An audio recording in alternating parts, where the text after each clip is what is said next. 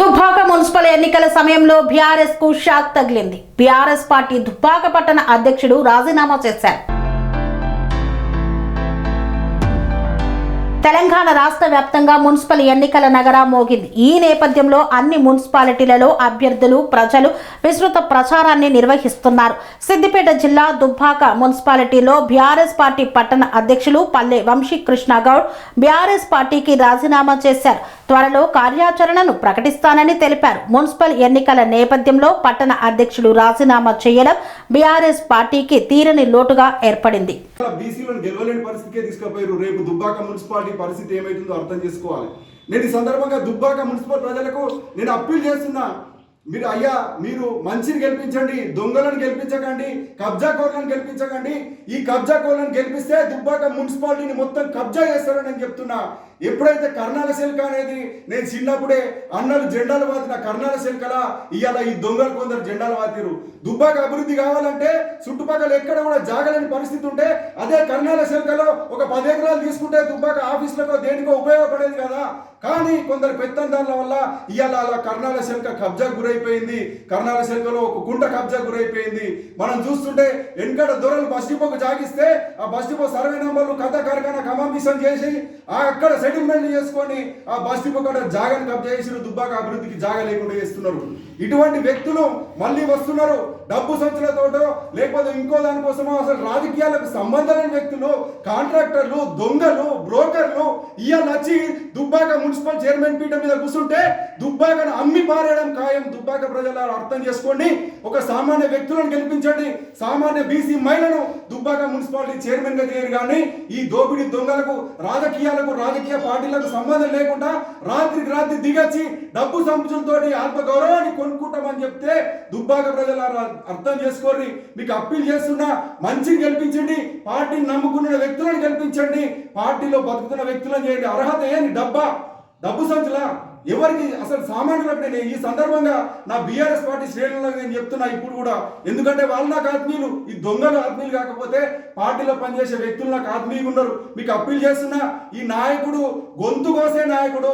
ఈ నాయకుడిని నమ్ముకొని మీరు బతకకండి. ఈ కార్యకర్తలారా, మీ సొంతగా మీరు ఎదగండి. కానీ ఈ నాయకుడిని నమ్ముకుంటే గొంతులేకి వస్తాడు టైం దాకా. నేను బాధపడుతున్నా. నాకు 10 రోజుల క్రితము నీకు టికెట్ డౌట్ ఉన్నది అని అంటే నేను పోస్టర్లు వేసుకోకపోయేటోని, ఇంట్లో నా భార్యను బయటకు తీసుకురాకపోయేటోని. ఈ రకంగా తీసుకొచ్చి టైం దాకా తీసుకొచ్చి ఇంకా 3 తారీఖు దాకా ఉన్నది బీఫామ్ అంటే ఇవాళ నాకు 100 ఫోన్లు వస్తున్నాయి. నీకు ఏదంటే అది చేస్తాం, ఎన్ని పైసలు అంటే అన్ని ఇస్తాం, బీఫామ్ నీకే ఇస్తాం, చైర్మన్ నిన్నే చేస్తాం అంటే నాకు ఈ రాజకీయాల మీద విరక్తి కలిగి నేను రాజీనామా చేసుకున్నా. ఈ దొంగలను నమ్మి ట్రావెల్ చేసే పరిస్థితి లేదు. ఇప్పుడే చెప్తున్నా, నిజంగా కూడా ఎమ్మెల్యే గారికి ఒక రాజగురువు ఉన్నాడు. ఆ రాజగురువు ఒక విలేకరి. ఇవాళ రాజకీయాలకు సంబంధం లేని రాజగురువు చేతిలో దుబ్బాక బందీ అయిపోయింది. నా సోటి వ్యక్తి భవిష్యత్తు బందీ అయిపోయింది. అయ్యా రాజగురువు గారు, మీరు విలేకరిగా రాతలు రాస్తారా లేకపోతే రాజకీయాలు చేస్తారా? ఈ పార్టీని ముంచుతురా, ఇంకెంతమందిని ముంచుతారో మీకే తెలవాలి. నేను ఈ సందర్భంగా చెప్తున్నా, నేను ఇప్పుడు కూడా చెప్తున్నా, అసలు ఏం జరుగుతుందనంటే మున్సిపాలిటీలో అవినీతి జరుగుతుంది అని చాలా మంది చెప్తున్నారు.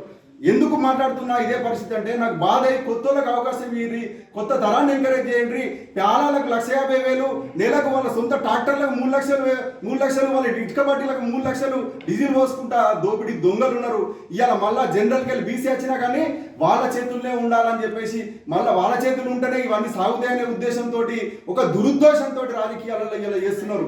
నా వైపు వస్తే ఆ రకంగా జరగదు. ఎందుకంటే నా పరిస్థితి ఏందో దుబ్బాక ప్రజలకు తెలుసు, అందరికీ తెలుసు. కాబట్టి నాలాంటి వ్యక్తి రాజకీయాలకు వస్తే ఇటువంటి పరిస్థితి ఉండదని చెప్పేసి మొదలనే చంపేయాలని చూస్తున్నారు. నిజంగా నాకు అర్హత లేదా? నేనేం తప్పు చేసినా? ఒక 25 సంవత్సరాల రాజకీయాలలో ఉన్నా, విద్యార్థి నాయకుని ఉన్నా, ఆ పార్టీలో పనిచేసి 20 ఏళ్ళు జెండా మోసినా, ఇక్కడ నమ్ముకొని వచ్చి రాత్రి నేను టికెట్ అడుగుతలేను. 6 సంవత్సరాలు సర్వీస్ చేసిన వ్యక్తికి టికెట్ అడిగితే ఇంకా ఆగు అంటున్నారు. నాకు అని చెప్తలేరు. కానీ ఇంకా అనే పరిస్థితి వస్తే ఈ రకంగా నేను చెప్తున్నా, అయ్యా 18వ వార్డు ప్రజలారా, మీకు కూడా ఆత్మగౌరవంతో బతుకుర్రి. మీరెవడో దోపిడి దొంగలకో ఇంకోలకో ఓట్లేసి మీ ఆత్మగౌరవం నమ్ముకోకుర్రి. ఆడెవడు దుబ్బాక మున్సిపల్ ఎన్నికలకు సంబంధించి ఒక కీలక నిర్ణయం తీసుకునే పరిస్థితుల్లో నేను బీఆర్ఎస్ పార్టీ దుబ్బాక మున్సిపాలిటీ అధ్యక్షులుగా రాజీనామా చేస్తున్నాను. నేను ఈ రాజీనామా ఇప్పటి నుంచే ఆమోదం వస్తుంది. నాకు ఆ పార్టీతోటి నాకు సంబంధం లేదని చెప్తున్నా. ఎందుకంటే గత 3 రోజులుగా కొన్ని పరిణామాలు నన్ను నా కుటుంబాన్ని తీవ్రంగా కలిసివేసినాయి. ఇదేదో కౌన్సిల్ టికెట్ కోసమో ఎన్నికల కోసమో గెలవడం కోసమో కాదు, ఆత్మ గౌరవానికి సంబంధించిన విషయంగా నేను భావిస్తున్నా. ఆవేశంగా తీసుకుంటున్న నిర్ణయాలు కాదు, ఇది పూర్తి ఆత్మ గౌరవం కోసం మాత్రమే తీసుకున్న నిర్ణయం ఇది. నేను టికెట్ ఆశించడంలో తప్పు లేదు, టికెట్ కోసం నేను ముందుండడంలో తప్పు లేదు. కానీ కొన్ని పరిణామాల మధ్య ఎమ్మెల్యే అనే వ్యక్తి ఒక 10 రోజుల క్రితం నేను నా భార్యను తీసుకొని పోయి పోతారం పోయి అడిగితే అక్కడ జనరల్ వస్తే నాకు భూమిరెడ్డికి నీకు ఏదైనా అకామిడేట్ చేయాలనే పరిస్థితి ఉంటుంది, కానీ బీసీ వచ్చినాక నాకు వేరే ఎవరు లేదు. నాకు ఆ వ్యక్తి ఎవరో ఇంకో వ్యక్తి పేరు అంటారో ఆ పేరు కూడా నాకు తెలియదు. నాకు బీసీ వస్తే నీకే టికెట్ ఇస్తా అని చెప్పి నువ్వు పని చేసుకోపో అని చెప్పిన వ్యక్తి 10 రోజుల క్రితం కొత్త ప్రభాకర్ రెడ్డి గారు. నేను పని చేసుకుంటూ వస్తున్నా, గ్రౌండ్లో ఉన్నా, తిరుగుతున్నా, నా పని నేను ఉంటుంటే టికెట్ అడ్డుకోవాలని కుట్రలతో కొందరు వెళ్ళిరు. ఆ పరిణామాలు కూడా నాకు చెప్తుంటే కూడా నేను పట్టించుకోలేదు, ఎందుకంటే నాకు ఎమ్మెల్యే క్లియరెన్స్గా హామీ ఇచ్చిందని చెప్పేసి. ఒక నియోజకవర్గ పెద్దదిగా ఉన్న పార్టీ వ్యక్తి హామీ ఇచ్చిండు, పని చేసుకోపో నీకే టికెట్ అని చెప్పినాక మనం వెనుకపోయి టికెట్ గురించి ఫైనల్ చేసుకునే పరిస్థితులలో ఉండవు. అలా జరుగుతున్న సందర్భంలో నిన్న మొన్న జరుగుతున్న కొన్ని పరిణామాలు నాకు బాధ అనిపించి అసలు ఏంది మరి పరిస్థితి ఏంది అని అడిగితే నామినేషన్ వేసుకోపో అని అన్నాడు. ఇన్కమింగ్ కాల్ వచ్చింది నా ఫోన్కు, అవన్నీ కూడా ఇక దేవుడే చూసుకుంటాడు. అంటే పరిస్థితి ఏంటంటే ఇన్కమింగ్ నాకే ఆయన చేసి ఎమ్మెల్యే నువ్వు నామినేషన్ వేసుకో అని చెప్పిండు. నామినేషన్ వేసుకో అని చెప్పినాక కూడా ఇంకా దాన్ని సాగదీస్తూ ఇంకా మాట్లాడుతున్నాం, ఇంకా చెప్తున్నాం, ఇంకా కన్విన్స్ చేస్తున్నాం. అంటే నాకు బాధ ఏంటి అంటే నాకు ఒక భూమిరెడ్డితోటో నాకు ఒక తుమ్మబాణితోటో పోటీ అంటే నాకు బాధ ఉండకపోయేది. నాకు ఎవరు చెప్తున్నారు అని అంటే పార్టీకి సంబంధం లేని వ్యక్తి, పార్టీకి ఒక్కసారి కూడా కండువా కప్పుకోని వ్యక్తితోటి కన్విన్స్ చేస్తున్నా అని మాట్లాడుతుంటే బాధ అవుతుంది. 6 సంవత్సరాలు ఎవరైనా సరే ఎన్నికల కోసం వచ్చినప్పుడు లేకపోతే పదవిలో పైసలో పార్టీలో ఆశిస్తుంటారు. నేను మాత్రము ఈ పార్టీలోకి వచ్చి 6 సంవత్సరాలు సర్వీస్ చేసి ఈ పార్టీలోనే మా గల్లీ నుంచి ఆయన కౌన్సిలర్గా గెలిపించి చైర్మన్గా చేయడంలో నా పాత్ర ఉంటే నేను 6 సంవత్సరాలు పార్టీ కోసం కష్టపడి పనిచేస్తే ఎమ్మెల్యే గారు ఏం చెప్తున్నారు అని అంటే ఆ వ్యక్తిని నేను ఒప్పించుకోవాలన్నట.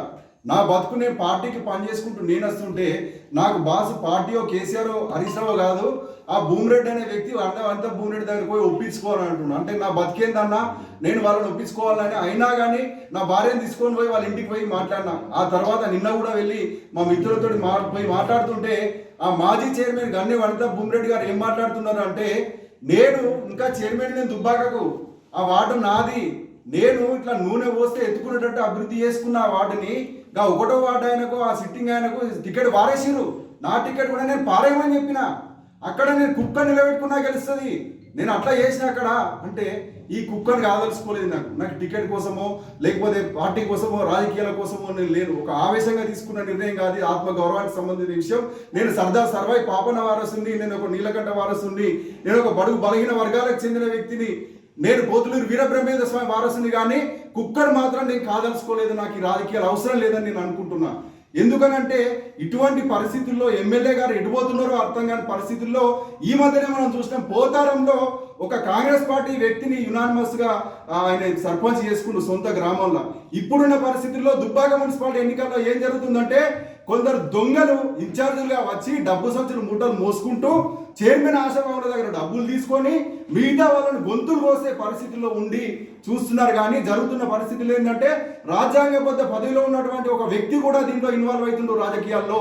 ఆ వ్యక్తికి నేను చెప్తున్నా, నువ్వు కూడా ఈ రాజకీయాలు మానుకో. రాజ్యాంగబద్ధ పదవిలో ఉన్నప్పుడు నువ్వు ఒక పద్ధతిగా ఉండాలి. కింది స్థాయి రాజకీయాల్లో ఇన్వాల్వ్ అవుతున్నావు, పూర్తి రాజకీయాల్లో ఇన్వాల్వ్ అవుతున్నావు, వేరే వ్యక్తుల గొంతులు కోస్తున్నావు, డబ్బు సంచుల మూటలు కోస్తున్నావు. ఇది మానుకో అని ఆ వ్యక్తిని నేను హెచ్చరిస్తున్నా. మిగతా ఇన్ఛార్జీలు కానీ మిగతా వ్యక్తులు కానీ ఎవరికి వాళ్ళు కొమ్ము కాసుకుంటూ దుబ్బాక అంటే ఒక బీసీ మహిళా చైర్మన్ గా వస్తే బీసీలందరినీ తొక్కి పారేసి అసలు బీసీ స్థానాల 4 స్థానాలను కూడా బీఆర్ఎస్ పార్టీ గెలవలేని దుస్థితికి తీసుకుపోయారు. నేను ఇక్కడ మాట్లాడేది 18వ వార్డు ప్రజలకు ఆత్మగౌరవం గురించి. అక్కడ కుక్కను నిలబెట్టా గెలుస్తుందంటే 18వ వార్డులను గెలిచి నేను కుక్కను కాదలుచుకోలేదు, అక్కడ ప్రజలను కూడా కుక్కలను కాదలుచుకోలేదు. కాబట్టి మీరు నిజంగా కూడా చిత్తశుద్ధితో ఓటేరి, మీ ఆత్మ ప్రబోధానుసారం ఓటేరి, దుబ్బాకలో మంచి రాజకీయాలను గెలిపించండి అని చెప్పేసి ఈ సందర్భంగా కోరుకుంటున్నా. ఇండిపెండెంట్ గా పోటీ ఉండే అవకాశం ఉందా? లేదు, నాకు ఇండిపెండెంట్ కాదు. నేను దుబ్బాకలో మంచిని గెలిపించడం కోసం, మంచోళ్ళని గెలిపించడం కోసం, దోపిడీ దొంగలు డబ్బు సంచులు మూటలు పట్టుకొని తిరిగే దొంగలను ఓడించడం కోసమే నేను పనిచేస్తాను. ఇట్లన్నా అది ఎందుకు రాజీనామా చేస్తున్నాను కూడా సబ్జెక్ట్ చెప్పుకోవాలి. ఏం చెప్తారో చెప్పండి, మీ ఇష్టం. చెప్పిన దాన్ని బట్టి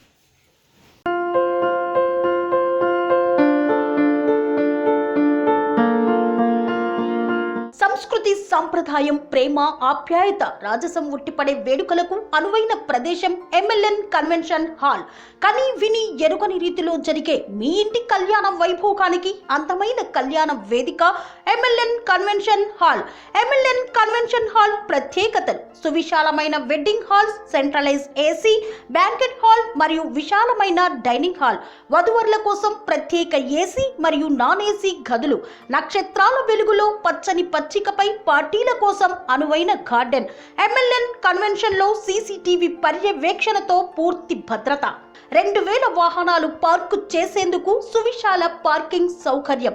మీ ఇంట జరిగే అన్ని శుభకార్యాలకు, పెళ్లి, reception, engagement, birthdays, get together, corporate events, ఏ ఇతర శుభకార్యాలకైనా అందమైన వేదిక MLN కన్వెన్షన్ హాల్. బుకింగ్ కోసం సంప్రదించండి 7550438888 మరియు 7550428888. మా అడ్రస్ చీర్యాల లక్ష్మీ నరసింహస్వామి దేవాలయం ప్రక్కన, near outer ring road, Keesara junction, Cheeryal గ్రామం, మేడ్చల్ జిల్లా.